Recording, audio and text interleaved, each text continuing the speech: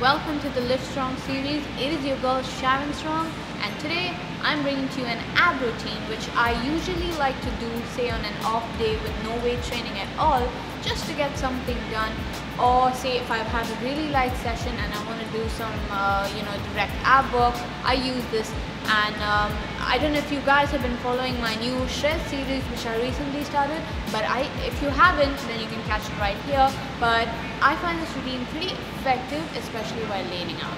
Now it is true that my compound exercises do help me with my ab development, but I still do believe that there is a right time and place to do some direct ab isolation exercises.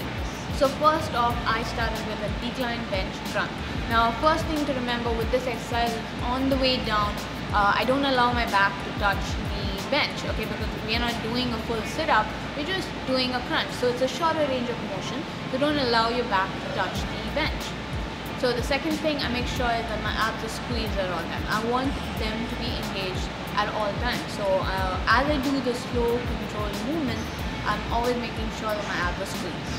Now the reason I love to put the bench on a decline is because I feel it gives me more of a challenge, and I love the resistance that it gives me, especially on the way down. Definitely a big fan of that exercise, guys. You should try it out. I love it. Then I moved on to some Russian twists. I don't know what it is that with that exercise, but I just cannot have enough of it. I mean, it's always been my favorite exercise, and I think it always will be. So as usual, I start off with lifting my feet off the ground and just leaning back to a point where my abs are fully engaged and I really have to stabilize and control myself.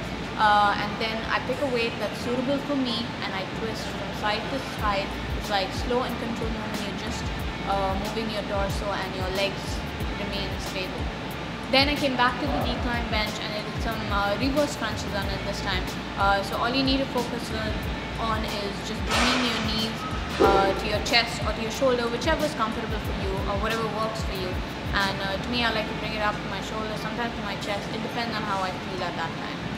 The main point of focus here is lifting your glutes off the bench. Okay, just make sure your glutes and your hips are raised off the bench, so you're getting that full range of motion, and you're controlling, you're focusing on your squeezing your abs and the breathing. Now with this exercise, it's so easy, to swing yourself or rock or create momentum, but you have to stick to squeezing your abs and making it slow and controlled, because the eccentric part where your knees are going away from your body is as important as your concentric movement. Then I moved on to some cable crunches. Now this has been a very effective exercise for me. It works very well with me. I wouldn't say it's easy because as you go heavier it gets more tougher, but the main thing to focus here is good form, good technique, and very good breathing. The reason why this has been really effective is, and I do prefer it over regular crunches, because progressively over time I can overload on the weight and that works well with me.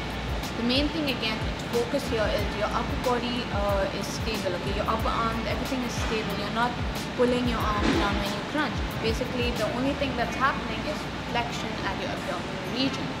And again, they are slow and controlled movements. If you notice that when I crunch and my elbows reach my knees, I'm pausing for a moment, because that pause is what gives my abs like the maximum contraction. And then I did some more cable work. Basically, I did a side oblique crunch, but with a cable.